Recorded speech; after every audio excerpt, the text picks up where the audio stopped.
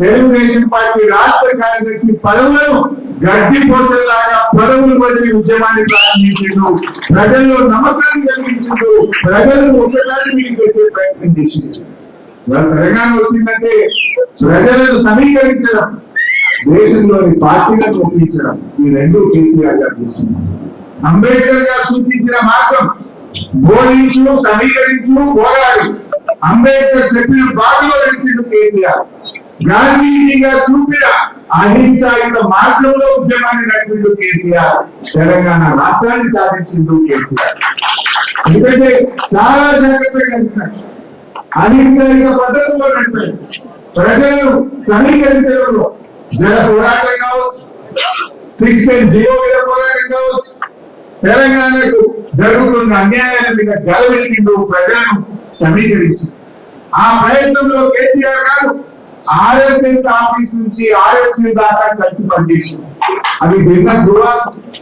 ఢిల్లీలో RSS office పోయి వాళ్ళని కలిసి తెలంగాణ ఎందుకు కావాలో వివరించి నేల మీద కూర్చొని అందరినీ తన ఇతరాలను తనే తీసుకుపోయి అందులో వేసి వచ్చింది. అంటే ఎందుకు చెప్తున్నా, ఆర్ఎస్ఎస్ నుంచి ఆర్ఎస్యు దాకా ఆయన చేసిన ప్రయత్నం. వినోదంగా గారు ఆ రోజు ఎంపీగా కేసీఆర్ గారితో పాటు ఉండేవారు. దేశంలో 33 రాజకీయ పార్టీలను ఒప్పించి లేఖలు తెచ్చి ఆనాటి యూపీఏ ప్రభుత్వం ముందు పెట్టి తెలంగాణ ఇస్తగా ఇవ్వడానికి ఒత్తిడి పెంచిన నాయకుడు కేసీఆర్. ఇవాళ చాలా మంది మాట్లాడుతున్నారు, అసలు త్యాగాలకు మారు పేరు కేసీఆర్. 3 సార్లు ఎంపీగా రాజీనామా చేశారు, ఒకసారి ఎమ్మెల్యేగా రాజీనామా చేశారు, కేంద్ర మంత్రిగా రాజీనామా చేశారు, ఎమ్మెల్యేగా రాజీనామా చేశారు. బహుశా ఈ దేశంలో త్యాగాలకు మారుపేరు రాజకీయ నాయకుడు అంటే ఒక కేసీఆర్. త్యాగం చేసింది, రాజీనామా చేసింది తన కోసం చేయలేదు, తెలంగాణ 4 కోట్ల ప్రజల కోసం చేసింది. ఆ త్యాగాల పునాదుల మీద తెలంగాణ స్థాపించింది కేసీఆర్. ఇవాళ ఎవరెవరో మాట్లాడుతున్నారు కేసీఆర్ మీద, ఇవాళ మాట్లాడుతున్నారు రేవంత్ రెడ్డి. ఆ రోజు మన దేశం ఉద్యమంలో డిసెంబర్ 9, 2009 తెలంగాణ వచ్చింది. ఆంధ్ర ఎమ్మెల్యే ఎమ్మెల్సీలు రాజీనామా పెడితే మళ్ళీ ఇచ్చిన తెలంగాణ 25 తారీఖు వాపసు తీసుకున్నాం. ఆ రోజు ఏర్పాటు చేసి తెలంగాణలో అందరూ రాజీనామా చేయాలంటే ఇదే రేవంత్ రెడ్డి ఆ రోజు తెలుగుదేశం పార్టీలో ఉండి జిరాక్స్ ఇచ్చింది తప్ప స్పీకర్ కు ఒరిజినల్ లేదు. రాజీనామా చేయమంటే ధైర్యం లేదు, రాజీనామా చేయకుండా వెన్ను చూపి పారిపోయిన నాయకుడు. ఒక్కనాడు జై తెలంగాణ వ్యక్తి, అమరులకు ఒక్కనాడు శ్రద్ధాంజలి ఘటించని వ్యక్తి. ఇంకా ఆయన ఉద్యమకారులు తుపాకీ పట్టుకొని బయలుదేరిన రైఫిల్ రెడ్డి, రేవంత్ రెడ్డి. ఇంకొక నాయకుడు ఈ రాష్ట్ర బీజేపీ అధ్యక్షుడు. ఆనాడు బీజేపీకి ఇద్దరే ఎమ్మెల్యేలు, ఎండల లక్ష్మీనారాయణ గారు, కిషన్ రెడ్డి గారు. తెలంగాణ కోసం రాజీనామా చేయాలంటే కేసీఆర్ గారు మేమందరూ రాజీనామా చేస్తాం. బీజేపీకి రాజీనామా చేయమంటే పాపం ఎండల లక్ష్మీనారాయణ గారు రాజీనామా చేసిండు. ఇదే కిషన్ రెడ్డి గారు ఆనాడు రాజీనామా చేయకుండా వెన్ను చూపి పారిపోయింది. అంటే బీజేపీ అధ్యక్షుడు ఆనాడు తెలంగాణ కోసం త్యాగం చేయని రాజీనామా చేయదు. అదే విధంగా ఈనాడు ముఖ్యమంత్రి తెలంగాణ కోసం రాజీనామా చేయమంటే చేయకుండా పారిపోయింది. ఇవాళ వాళ్ళు కేసీఆర్ విమర్శిస్తున్నారు, ఇవాళ వాళ్ళు టీఆర్ఎస్ పార్టీ విమర్శిస్తా ఉన్నారు. బీఆర్ఎస్ లేకపోతే, కేసీఆర్ లేకపోతే 14 ఏళ్ళు ఈ పోరాటాన్ని కొనసాగించలేకపోతే, ఆమెను నిరాహార దీక్ష పట్టిండకపోతే ఇవాళ తెలంగాణ వచ్చిన ఒక్కసారి గుండె మీద తీసుకొని ఆలోచించాలనుకుంటున్నాం. తెలంగాణ ప్రజలు స్వయం పాలనలో ఆత్మ గౌరవంతో ఈ రోజు తెలంగాణ ప్రజలు బతుకుతున్నారంటే గులాబీ జెండా అనే దానికి ఈ గులాబీ జెండా పుట్టిండకపోతే ఇవాళ స్వయం పాలనలో ఆత్మ గౌరవంతో తెలంగాణ ప్రజలు బతుకుండేవాళ్ళు. ఆ రోజు ఏమంటారు, తెలంగాణ వచ్చినట్టు కూడా అవమానపరిచింది. ఏ తెలంగాణలకు పాలన చేతగా వీళ్ళు వస్తే నక్సలైట్ల రాజ్యం అవుతుంది, వీళ్ళు వస్తే మతకలహాలు పెరుగుతాయి, వీళ్ళకి అసలు పరిపాలన చేతనైతుందా అని మాట్లాడేది నోళ్ళు. ఆ నోళ్ళ చేతనే శభాష్ కేసీఆర్ అని అద్భుతంగా 10 ఏళ్ళు పాలించి చూపించిన నాయకుడు కేసీఆర్. ఎంత అద్భుతంగా జరిగిందో మీకు తెలుసు. రాష్ట్రంలో 10 ఏళ్లలో ఏ రంగంలో చూసినా తెలంగాణ దేశానికి మార్గదర్శకంగా నిలిచింది. ఆనాడు కేసీఆర్ అభివృద్ధిలో ఈ రాష్ట్రాన్ని అగ్రగామిగా నిలిపితే ఈనాడు రేవంత్ రెడ్డి అబద్ధాలలో అగ్రగామిగా ఈ రాష్ట్రాన్ని నిలుపుతా ఉన్నాడు. కేసీఆర్ కు రేవంత్ రెడ్డి తేడా ఏంటంటే అభివృద్ధిలో కేసీఆర్ అగ్రగామి, అబద్ధాలు ఆడడంలో రేవంత్ రెడ్డి అగ్రగామిగా నిలిచారు. ఇవాళ ఈ రోజు కూడా రాష్ట్ర అవతరణ వేదికల్లో కూడా రేవంత్ రెడ్డి ఆయన ఉపన్యాసాలు అన్ని అబద్ధాలు పడుతుంది. ఇవాళ ఆయన మాట్లాడుతూ అంతలేక మహిళలకు 21,000 కోట్ల రూపాయల వడ్డీ లేకుండా ఇచ్చినట్టు ఇచ్చిన రేవంత్ రెడ్డి. నేను సవాల్ విసురుతున్నా, నువ్వు 21,000 కోట్ల వడ్డీ లేకుండా ఇచ్చినట్టు జీవో చూపించు, ఆధారం చూపించు, నేను రాజీనామా చేయడానికి 21,000 కోట్లు వడ్డీతో కూడిన రుణాలు ఇచ్చినావు తప్ప అక్క చెల్లెలకు వడ్డీ లేని రుణాలు ఇవ్వలేదు. ఆ అక్క చెల్లెలను మోసం చేసినావు.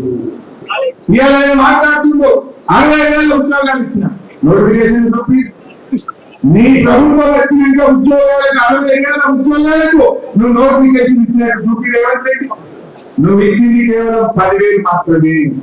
ఆ మిగతా ఉద్యోగాలు కేసీఆర్ గారి నోటిఫికేషన్ ఇచ్చి, పరీక్ష పెట్టి, ఫలితాలు ఇచ్చి, ఫిజికల్ టెస్ట్ చేస్తే వాటికి కాయిదాలు వచ్చినావు తప్ప నువ్వు ఇచ్చింది కాదే కాదు రేవంత్ రెడ్డి పెట్టుకోవాలి. అన్ని అబద్ధాలు. ఆయన మాట్లాడుతూ 275 లక్షల మెట్రిక్ టన్నుల పంట పండింది అన్నారు. పండింది ఎవరి పుణ్యం? బీఆర్ఎస్ ప్రభుత్వ కృషి వల్ల కేసీఆర్ యొక్క ముందు చూపుతో పండింది. నువ్వు వచ్చినాక రేవంత్ రెడ్డి నీ ఏడాది పాలనలో ఒక ప్రాజెక్టు కట్టినవా? ఒక ప్రాజెక్టు పూర్తి చేసినవా? ఒక ఎకరానికి నీళ్ళు ఇచ్చినవా? ఒక చెరువు తవ్వినవా? ఒక చెక్ డ్యాం కట్టినవా? నువ్వు చేసిందేంటి? ఇవాళ 275 మెట్రిక్ టన్నుల పంట పండిందంటే అది బీఆర్ఎస్ 10 ఏళ్ల కృషి అని చెప్పి ఈ రాష్ట్ర రైతాంగానికి తెలుసు. మిషన్ కాకతీయలో చెరువులు బాగు చేసినాం, పెండింగ్ ప్రాజెక్టు పూర్తి చేసినాం, కాళేశ్వరం లాంటి మెగా ప్రాజెక్టు కట్టిండు కేసీఆర్, అనేక చెక్ డ్యాములు కట్టిండు కేసీఆర్, కాలువలకు చెరువులకు అనుసంధానం చేసిండు కేసీఆర్, రైతు బంధు పెట్టిండు, రైతుల కోసం బీమా తెచ్చిండు, రైతులకు సకాలంలో ఎరువులు ఇచ్చిండు, ప్రతి మండలానికి గోడౌన్ పెట్టిండు, విత్తనాలు ఇచ్చిండు, పండిన పంటలు తాకుని రైతులకు ధైర్యాన్ని కల్పించి ఇవాళ ఈ రాష్ట్రం వరి ధాన్యం ఉత్పత్తిలో దేశంలో నంబర్ 1 అయిందంటే అది కేసీఆర్ ప్రభుత్వం కృషి.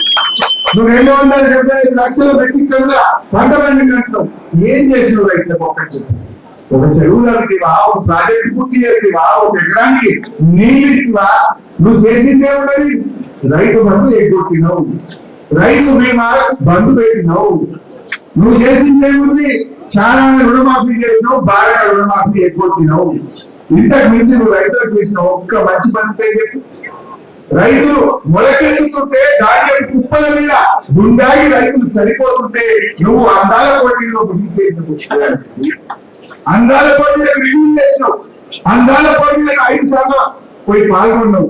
కానీ రైతుల ధాన్యం ఎందుకు పట్టలేదని ఒక్కనాడు రివ్యూ చేయలేదు. నీ మంత్రులు కానీ నువ్వు కానీ ధాన్యపు రాసిన మీద గుండాగి చనిపోయిన రైతుల్ని పరామర్శించే సమయం తీసుకుంటావు. ఇది ఈరోజు చేస్తున్నావు. నువ్వు అన్ని అబద్ధాలు, ఎన్ని అబద్ధాలు మాట్లాడు. 15 ఆగస్టు నాడు ఈ రాష్ట్రంలో రైతుల రుణమాఫీ చేసి తీరుతాన్న ముఖ్యమంత్రి ఈ రోజు కన్నా చేసినావా? మళ్ళా 15 ఆగస్టు వచ్చింది. ఒక ఏడాది కడుపు పెట్టుకుంటే 40,000 కోట్ల రూపాయలు రుణమాఫీ చేస్తాను. నువ్వు చేసింది 16-17. మరి కడుపు కట్టుకోలేదా? మిగతా పైసలు ఢిల్లీకి కప్పం పెట్టావా? నీ జేబులకు పోయినాయా? ఎక్కడికి పోయినా చెప్పు, ఎప్పటిలోనే చేస్తామో చెప్పు. నువ్వు దేవుళ్ళ మీద మొట్టు పెట్టి 15 ఆగస్టులో రుణమాఫీ చేస్తానని మాట్లాడుతుంది. మొన్న అసెంబ్లీ సమావేశాల్లో మార్చి 31వ తేదీ కల్లా రాష్ట్రంలో రైతులందరికీ రైతు బంధు ఇస్తాను. 31 మార్చి పోయింది, ఇవాళ 2 జూన్ వచ్చింది. ఈ రోజు కూడా రైతు బంధు డబ్బులు రైతులకు పర్లేదు. ఒక్క విషయం అన్నా రాష్ట్ర అవతరణ దినోత్సవం నాడు కూడా నిజం మాట్లాడకపోతుంది. ఎందుకంటే శాపన్నట్టు అనుకుంటున్నావు. నువ్వు అబద్ధం ఆడకపోతే తలవాయి చనిపోతావు అన్నట్టు ఈ రేవంత్ రెడ్డికి అట్లాంటి శాపమైన ఉన్నట్టు అనిపిస్తుంది. అబద్ధాలు గొప్ప నిజాలు పలికే. మరి మన కేసీఆర్ అభివృద్ధిలో ఈ రాష్ట్రాన్ని అగ్రగామి నిలిపోయింది. ఎన్ని అద్భుతాలు!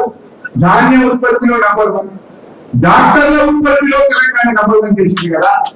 ప్రతి జిల్లాకు ఒక ప్రభుత్వ మెడికల్ కాలేజ్, 35 గవర్నమెంట్ మెడికల్ కాలేజీలు పెట్టి సంవత్సరానికి 10,000 డాక్టర్లను ఈ దేశానికి అందిస్తున్న రాష్ట్రంగా తెలంగాణ నిలుస్తున్న ఘనత మన బీఆర్ఎస్ ప్రభుత్వానికి. తలసరి ఆదాయంలో తెలంగాణ నంబర్ 1, విద్యుత్ వినియోగంలో తెలంగాణ నంబర్ 1, మరి జిఎస్డిపి పెరుగుదలలో తెలంగాణ నంబర్ 1, రాష్ట్ర సొంత ఆదాయ వనరుల వృద్ధిలో తెలంగాణ నంబర్ 1, గొర్రెల మాంసం ఉత్పత్తిలో తెలంగాణ నంబర్ 1, చేపల ఉత్పత్తిలో తెలంగాణ నంబర్ 1, చెట్ల పెంపకంలో తెలంగాణ నంబర్ 1. ఇట్లా కేసీఆర్ అభివృద్ధిలో తెలంగాణ దగ్గర కాదు. రేవంత్ రెడ్డి నువ్వు ఎన్ని అబద్ధాలు 6 గ్యారెంటీలన్నీ నీ బాడీ పేపర్లు ఇస్తుంది, మొదటి సంతకం రుణమాఫీ మీదనే ఉంటుంది. నీ అబద్ధాలకు హద్దు పద్దు కదా. అధికారంలో రాకముందు అబద్ధాలే, అధికారంలో వచ్చిన తర్వాత కూడా అబద్ధాలు. కానీ కేసీఆర్ ఒకటే చెప్తుంటాడు, మనం అధికారంలో ఉన్న ప్రతిపక్షంలో ఉన్న మన ఆలోచన అంతా తెలంగాణ కోసం కావాలి, తెలంగాణ ప్రజల కోసమే పనిచేయాలని చెప్పి ఇవాళ కేసీఆర్ ఆలోచనతో పనిచేస్తున్న పార్టీ బీఆర్ఎస్ పార్టీ. ఇలా ప్రతిపక్షంలో ఉన్న మన ఇద్దరు ఆపుతలే కదా. ఈ ప్రభుత్వం మెడలు వంచి ఆ 16,17,000 కోట్ల రుణమాఫీ ఏంటంటే బీఆర్ఎస్ పోరాటం పద్ధతి. ప్రతి అడుగడుగున ఈ ప్రభుత్వం తప్పిదాలు మూసి బాధితులు కాపాడిందెవరు? BRS party. నువ్వు హైదరాబాద్ పేదలు ఇల్లు కొలిస్తే ఆ పేదలకు అండగా నిలబడ్డదెవరు? BRS party. ఇవాళ నువ్వు చేసే అరాచకాలు ప్రతి విషయంలో కూడా బీఆర్ఎస్ ఇవాళ తెలంగాణ ప్రజలకు ఒక శ్రీరామ రక్షణ, ఒక కవచం లాగా నిలబడతావు. నువ్వు ఏం చేసావు ఏమంటే 18 ఏళ్ళు అయింది, ఒక్క మంచి పని కదా. కేసీఆర్ రైతు బంధు పెట్టావు, రైతు బంధు పెట్టావు, ఇవాళ బతుకమ్మ సీరియల్ బంధు పెట్టావు, విద్యార్థులకు ఫీజు రియంబర్స్మెంట్ బంధు పెట్టినావు. ఉన్న పథకాలు బంద్ చేయడం తప్ప నువ్వు చేసిన మంచి పని ఉందా? చేసిండు రేవంత్ రెడ్డి చేసిండు అంటే బీఆర్ఎస్ ప్రభుత్వంలో మంచి పనులు ఏవైతే జరిగినాయో వాటి మీద కమిషన్లు మాత్రం వేసింది. ఇవాళ రాష్ట్రం వచ్చిన 6 నెలల్లోనే 24 గంటల నాణ్యమైన కరెంట్ ఇచ్చింది కేసీఆర్. పరిశ్రమలకు, రైతులకు, గృహాలకు కరెంట్ ఇస్తే ఆ కరెంటు మీద కమిషన్ వేసింది. ఇలా కాళేశ్వరం ప్రాజెక్టు కట్టి 25 లక్షల ఎకరాలకు బీఆర్ఎస్ ప్రభుత్వం నీళ్ళు ఇచ్చింది. ఈ ఊరుకులు ఏం మాట్లాడతారు? ఒకడంటే 1 ఎకరానికి నీళ్ళు రాదంటారు, ఒకడంటే 50,000 ఎకరాలు వచ్చినాయి అంటారు, ఒకడంటే 1,00,000 ఎకరాలకి నీళ్ళు వచ్చినాయి అంటారు. నేనంటలేను, మీ ఇంజనీర్లు ఈ కాంగ్రెస్ ప్రభుత్వానికి ఇచ్చిన నివేదికలో 25 లక్షల ఎకరాలు కాళేశ్వరం ద్వారా కొత్త స్థిరీకరణ జరిగింది అని మీ ఇంజనీర్లే చెప్తా ఉన్నారు. అలాంటి అద్భుతమైన ప్రాజెక్ట్ కాళేశ్వరం మీద కమిషన్ ఇచ్చారు అంటే బీఆర్ఎస్ ప్రభుత్వం చేసిన మంచి పనుల మీద కమిషన్లు వేస్తున్నావు. నీ పాలనలో కాంట్రాక్టర్ల దగ్గర 20% కమిషన్లు తీసుకుంటున్నావు. ఆనాడు జరిగిన మంచి పనుల మీద కమిషన్లు వేసుడు, నీ పాలనలో కాంట్రాక్టర్ల దగ్గర 20% కమిషన్లు తీసుకున్నావు. ఇంతకు మించి నువ్వు చేసింది ఏమైనా ఉన్నదా? నువ్వు చేసిన ఒక్క మంచి పని మీద ఒక్కసారి ఆలోచించాల్సిన అవసరం. ప్రజలకు అర్థమైపోయింది, ప్రజలు మళ్ళీ కేసీఆర్ కావాలి, బీఆర్ఎస్ కావాలని కోరుకుంటున్న పరిస్థితి ఉంది.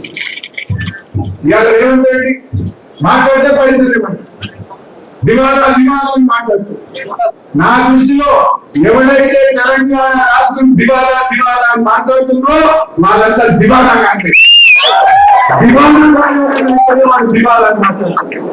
కేసీఆర్ ఎప్పుడు మాట్లాడినా ఒక ఆత్మవిశ్వాసం కలిగిస్తుంది. నాది అభివృద్ధిలో పోతున్న దేశం, నా రాష్ట్రం, నాది సర్ప్లస్ స్టేట్స్, నా రాష్ట్రం బలమైనటువంటి ఆర్థికంగా బలమైన రాష్ట్రం అని కేసీఆర్ చెప్పి ఈ రాష్ట్ర ప్రజల్లో ధైర్యాన్ని నింపేవాడు, పాలనను ముందుకు తీసుకుపోయేవాడు. కానీ రేవంత్ దివాలా అనే దిక్కుమాలను ప్రచారం చేసి తాను తీసుకున్న గొడుగులో తానే పద్ధతి. ఇక రిజిస్ట్రేషన్ ఆదాయం తగ్గింది, జిఎస్టీ తగ్గింది, మైనింగ్ తగ్గింది, రాష్ట్ర సొంత ఆదాయం అనేది తగ్గించుకోబడుతుంది. ఇది నీ పాలన చేతగా నీ వైఫల్యం వల్ల తెలంగాణ ఆగమిస్తుంది. కేసీఆర్ హయాంలో రాష్ట్ర అభివృద్ధి, రాష్ట్రం యొక్క ఆదాయం ఆకాశం వైపు చూస్తే రేవంత్ ఏడాది నవ్వుతో అది నేల వైపు చూస్తాం. నాడు రాష్ట్రం యొక్క ఆదాయం 60,000 కోట్ల నుంచి 2,60,000 కోట్లకు 10 ఏళ్లలో కేసీఆర్ పెంచి చూపించింది. కానీ రేవంత్ ఏడాది అర్థంలో ఆదాయం తగ్గుముఖం బట్టి నేలముఖం చూసినటువంటి పరిస్థితి వచ్చింది. ఇది నీ వైఫల్యం, నీ చేతకంటాను పరిస్థితి. బట్ ఏది ఏమైనా ఇవాళ ప్రజలు క్లియర్ గా ఉన్నారు. ఇవాళ ఎన్నికలు జరిగితే 100 సీట్లతో మళ్ళీ బీఆర్ఎస్ కొంతమంది మాట్లాడుతున్నారు బీజేపీతో బీఆర్ఎస్ కలిస్తే లేదా పొత్తు పెట్టుకుంటుందని. కేసీఆర్ గారు మొన్ననే కూడబద్దలు కొట్టి చెప్పాడు. అయినా అసలు బీజేపీకి తెలంగాణ మీద హక్కు ఉంటుందా? ఆనాడు 1996లో ఒక ఓటు 2 రాష్ట్రాలని చెప్పి 2000 సంవత్సరంలో 3 రాష్ట్రాలు ఏర్పాటు చేసి తెలంగాణకు మొండి చేయి చూపిందే బీజేపీ. చంద్రబాబుకు భయపడి తెలంగాణ ఇయ్యకుండా తెలంగాణ ప్రజల్ని మోసం చేసిందే బీజేపీ. అసలు కేంద్రంలో 8 ఎంపీలు గెలిపిస్తే గుండు సున్నా పెట్టి బడ్జెట్ లో తెలంగాణకు మొండి చేయి చూపిందే బీజేపీ. ఇలా పోలవరం జాతీయ ప్రాజెక్టు చేయడం కాక బనకచెర్ల గోదావరి లింకుకు మళ్ళా తెలంగాణ నోరు కొట్టి తెలంగాణలో గోదావరి నీళ్లకు అన్యాయం చేసే అక్రమ ప్రాజెక్టుకు అవకాశం పలికి నిధులు ఇస్తున్నదే బీజేపీ. ఇంకా బీజేపీ ఏ ముఖం పెట్టుకున్నారు? ఏం చేసింది బీజేపీ? ఓ జాతీయ ప్రాజెక్ట్ ఇచ్చిందా? ఒక మెడికల్ కాలేజ్ ఇచ్చిందా? ఏం చేసింది బీజేపీ? తెలంగాణకు అన్యాయం చేసింది బీజేపీ. గోదావరి బనకచెర్ల మీద కిషన్ రెడ్డి మాట్లాడాడు, బండి సంజయ్ మాట్లాడాడు, ఈటల రాజేందర్ మాట్లాడాడు. ఎందుకు మాట్లాడు అని నేను అడుగుతా ఉన్నాను. ఆ బనకచెర్ల గోదావరి ప్రాజెక్టు తెలంగాణ అది శాపం కాబోతుంది. అది కడితే గోదావరి జిల్లాలో తెలంగాణకు తీవ్రమైనటువంటి నష్టం జరుగుతుంది. ఈ కాంగ్రెస్ దద్దమ్మ ప్రభుత్వానికి కృష్ణా నదిలో మన 65 టీఎంసీ తక్కువ వాడి మన హక్కులు కూడా వాడుకునే తెలిపేటది. గోదావరి బనకచెర్ల ప్రాజెక్టుల ఆపేక్షలో ఇవాళ రాష్ట్రంలో కాంగ్రెస్ ప్రభుత్వం పూర్తిగా ప్రేరేపినటువంటి పరిస్థితి ఉంది. బట్ ఏది ఏమైనా బీఆర్ఎస్ ఉన్నది, మేము వదిలిపెట్టాం. రాష్ట్ర ప్రభుత్వం ఫెయిల్ అయితే బీఆర్ఎస్ ప్రభుత్వం అవసరమైతే సుప్రీం కోర్టుకు వెళ్ళైనా సరే గోదావరి బనకచెర్ల ప్రాజెక్టును ఆపేయడం తెలంగాణ ప్రయోజనాలు కాపాడుతుంది. బీజేపీ నాయకుల తెలంగాణలో ప్రేమ ఉంటే వెంటనే గోదావరి బనకచెర్లను ఆపండి, తెలంగాణ ప్రయోజనాలు కాపాడండి అని చెప్పి నేను ఈరోజు డిమాండ్ చేస్తా ఉన్నా. బీఆర్ఎస్ స్వంతగానే ఉంటది, ఒంటరిగానే మళ్ళీ అధికారంలోకి వస్తుంది. 100 సీట్లతో తప్ప ఏ పార్టీతో బీఆర్ఎస్ ఎవరో పెట్టుకుంటామన్నట్టు పెట్టుకుంటారన్నట్టు మాట్లాడుతూ ఎవరితో పొత్తు పెట్టుకోము. బీఆర్ఎస్ కేసీఆర్ నాయకత్వంలో మళ్ళీ అధికారంలోకి వచ్చే ఖాయం. ఇలా ప్రజలే కోరుకుంటున్నారు. ఎక్కడ పోయినా అదే చర్చ జరుగుతుంది. ఏదో 4 ఎక్కువ వస్తాయని కోరు చేస్తుంది బిడ్డ, 4 ఎక్కువ వస్తాయి అనుకున్నాం కానీ దిగ్గయ్యారు అనుకోలేదు అని ఎవరిని మాట్లాడించినా చెప్తా ఉన్నారు. ఏం చెప్పింది వాళ్ళు ఆ రోజు? అరే 2,000 పెన్షన్ ఇచ్చింది కేసీఆర్, మేము 4,000 ఇస్తాం. 10,000 మంది ఇచ్చింది, మేము 17,000 ఇస్తాం. ఉద్యోగస్తులకు 4 డిఏ ఇస్తాం, పాత బకాయిలు ఇస్తాం, బెస్ట్ పిఆర్సీ ఇస్తాం అన్నారు. ఇప్పుడు మాట్లాడితే నన్ను వస్తే తింటాం అంటున్నాను. ఏం మాట్లాడుతున్నాడు? మరి వీళ్ళకేమో పైసలు లేవంటూ నీకు 14 కోట్ల పైసలు ఎక్కడ వచ్చింది? నీ భూములకి 4,000 కోట్లతో 6 లైన్ రోడ్డు డబ్బులు ఎక్కడ వచ్చింది? 1,000 కోట్ల రూపాయలతో టెండర్లు ఎక్కడ ఇస్తున్నావు? రుణమాఫీ చేయమంటే పైసలు లేవంటూ, రైతు బంధు అంటే పైసలు లేవంటూ, ఉద్యోగులకు డిఏ అంటే పైసలు లేవంటూ. కానీ బడా బడా కాంట్రాక్టర్లకు 12,000 కోట్ల బిల్లు తీయడానికి పైసలు ఎక్కడ వచ్చింది? బడా బడా ప్రాజెక్టులు పిలవడానికి, టెండర్లు పిలవడానికి పైసలు ఎక్కడి నుంచి వస్తున్నాయి?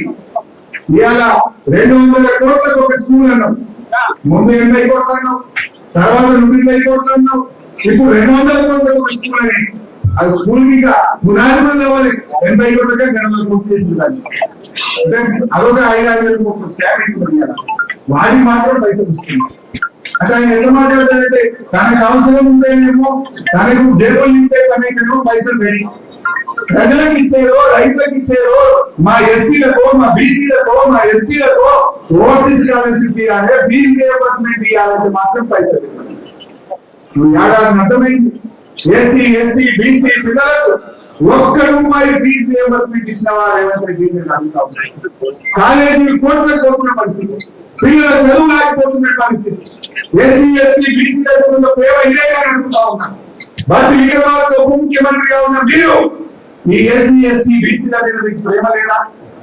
మాటల్లో కోడలు దాటుతుంది. ఎస్సీలు బీసీల మీద ప్రేమ వస్తున్నారు, కానీ ఆ పిల్లల చదువు లేకపోతుంటే ఏడాది గంటల నుంచి ₹1 ఫీజు రియంబర్స్మెంట్ చేయకుండా ఈ అన్యాయం చేస్తుంటే మీకు కనబడలేదా అని చెప్పి నేను ఈరోజు అడుగుతాను. మనందరం బీఆర్ఎస్ కార్యకర్తలు, బీఆర్ఎస్ కుటుంబ సభ్యులు ఇవాళ చాలా ఇబ్బంది పెడుతున్నారు. మనకి నిన్న కూడా గౌతమ్ తీసుకుపోయి అరెస్ట్ చేసి రాత్రంతా పోలీస్ స్టేషన్ లో పెడితే బీఆర్ఎస్ లీగల్ సెల్ అద్భుతంగా పోరాడి గౌతమ్ బయటకు తీసుకొచ్చింది. మన బీఆర్ఎస్ లీగల్ సెల్ ఒక ధైర్యం ఇచ్చి ముఖ్యంగా సోషల్ మీడియా యాక్టివిస్ట్, విద్యార్థి ఉద్యమకారులు, బీఆర్ఎస్ కార్యకర్తలు మన లీగల్ సెల్ ఎంతో అండగా తెలంగాణ భవన్ నుంచి రాత్రి భవన్ కృషి చేస్తుంది.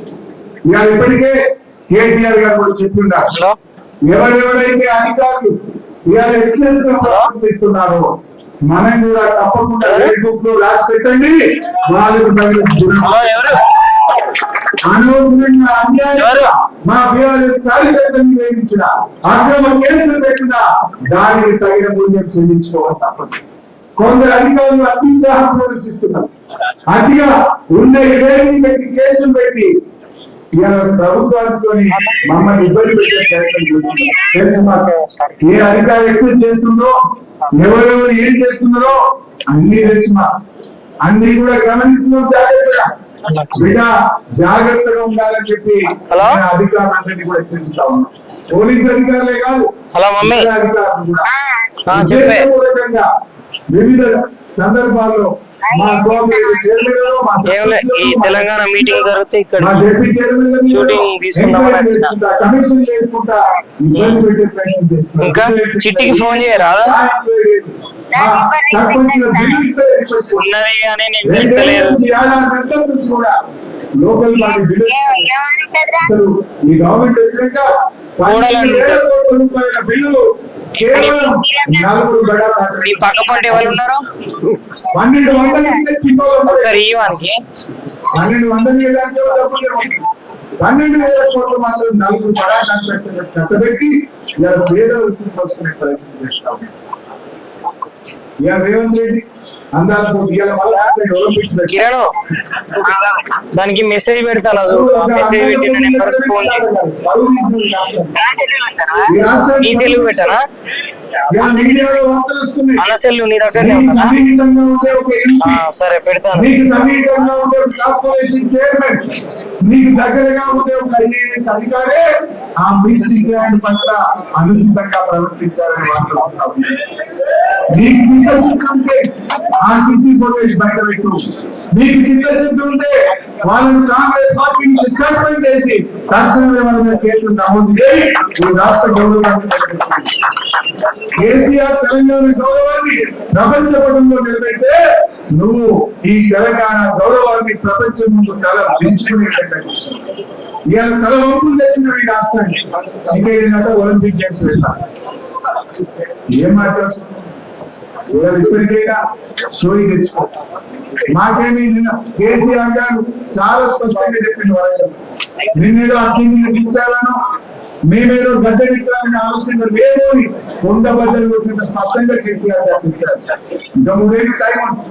ఇప్పటికైనా మారు కమిషన్లు బంద్ చేయి, ప్రజలకు అందుబాటులో ఉంటూ ఈ బునియాదులు సెక్రటరీ పోతున్నాయి. అయితే ఆ జూబ్లీస్ ప్యాలెస్ లో కూర్చుంటున్నాడు, లేకపోతే ఈ పోలీస్ కమాండ్ అనుకుంటున్నాడు. సెక్రటరీ ఎందుకు పోతున్నాడు? పక్కన అంబేద్కర్ చూడడానికి ఇబ్బంది అవుతుందా? అంబేద్కర్ పేరు మీద సెక్రటరీ పెట్టినందుకు నీకు ఇబ్బంది అవుతుందా? ఎందుకు పోతున్నావు సెక్రటరీ ఎక్కువ అని అడుగుతావు. ఇలా నువ్వు కేసీఆర్ ఆనవాళ్ళు తీసేస్తా ఏం తీసేవు? ఇలా ప్రపంచాంతాలు పోటీ నిర్వహించి ఏం చూపించేవాళ్ళు? సెక్రటరీ చూపించావు, యాదాద్రి దేవాలయం చూపించావు, పోలీస్ ఏం చూపించినావు? కేసీఆర్ ఆనవాళ్ళు నువ్వు కాదు, నీ తాత జయజవర్ ఈ భూమి ఉన్నంత కాలం, తెలంగాణ రాష్ట్రం ఉన్నంత కాలం కేసీఆర్ పేరు ఉన్నది, బీఆర్ఎస్ పార్టీ ఉన్నది అని చెప్తాం. ఎవరెవరేదో మాట్లాడచ్చు, ఇవన్నీ చదివేస్తే తెలియదు. ఇక ఈ సత్య చరిత్ర ముఖంలో నిలిచిపోయే అంశాలు ఏ ఒక్కరు తీసేసి కావు. ఎన్నో గొప్ప కార్యక్రమాలు జరిగింది. ఇప్పటికైనా 3 ఏళ్ళు నిజాయితీగా పాలించు, ప్రజా సమస్యలు పట్టించుకో, ప్రజల పక్షాన్ని నిలబడు. చరిత్ర పుటల్లో ఒక చరిత్ర హీరోగా మిగిలిపో. ఇప్పటికైతే నువ్వు తెలంగాణ ద్రోహిలే, అదైతే నీ జీవితంలో పో. ఎందుకంటే నువ్వు ఎన్నడూ చేయగలుగుతానంటే ఎన్నడూ అమలు శ్రద్ధాంజలి ఘటించలే, ఎన్నడూ ఉద్యమంలో పాల్గొనలే, ఎన్నడూ తెలంగాణ కోసం రాజీనామా చేయలే, ఎన్నడూ నువ్వు తెలంగాణ కోసం మాట్లాడలేదు. నువ్వు ఉల్టా ఉద్యమకారుల సిపాయికి తెలంగాణ ద్రోహి. ఎవరు అది మాత్రం నువ్వు చెప్పేసుకోవాలి. ద్రోహిలో లిస్ట్ లో రేవంత్ రెడ్డి పేరు కూడా హలో చరిత్రహీనంగా పిలుస్తావు. ముఖ్యమంత్రిగా ఈ రాష్ట్రం అవి వాళ్ళు నేను వాళ్ళ ఇంటి పక్కన ఉంటా, నేను ఆఫీస్కి వచ్చేసిన.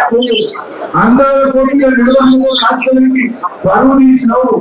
పక్క రాష్ట్రం కృష్ణా నదిలో అధిక నీళ్లు వాడితే ఆపలేక నువ్వు మరి నీ గురువుకు దాసోహమైన ఇప్పుడు గోదావరి మీద మడక చెట్ల ప్రాజెక్టు కంటే మళ్ళొక్కసారి తెలంగాణకు అన్యాయం జరిగిపోతా ఉంది. పోరాడు అక్కడ వచ్చే సమావేశం పెట్టు, అసెంబ్లీ సమావేశాన్ని వెంటనే పెట్టి దాని మీద చర్చ పెట్టు. ఢిల్లీ ప్రధానమంత్రి పోరాటం అవసరమైతే ఢిల్లీ ధర్నా చేయడానికి నిజాయితీ ఉన్నవా, రాష్ట్ర ప్రయోజనాలు కావాలని ఆపడమని వినయ్ గారు సెల్లుకు పంపించిన నెంబర్ చూడు. మాకు బాధ్యత ఉంది.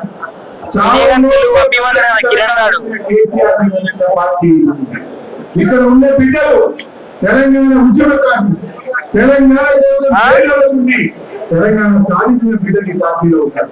అందువల్ల మేము ఏ పోరాటానికి సిద్ధపడతాం. మాకు అధికారం ఈ రాష్ట్రం ముఖ్యం.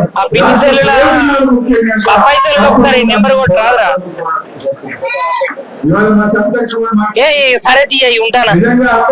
నేను ఇక్కడ హోంమంత్రిగా ఉంటాను. మమ్మల్ని మాత్రం చాలా ప్రేమగా చూసుకుంది. వీలైనంత వరకు మీరు జాగ్రత్త అని మాకు చెప్పేది. నేను ఒక విషయం నిజాయితీ ఉద్యమంలో ఆ రోజు మమ్మల్ని అరెస్ట్ చేస్తే ఇంకా భోజనం పెట్టి 5 గంటల పంపించారు.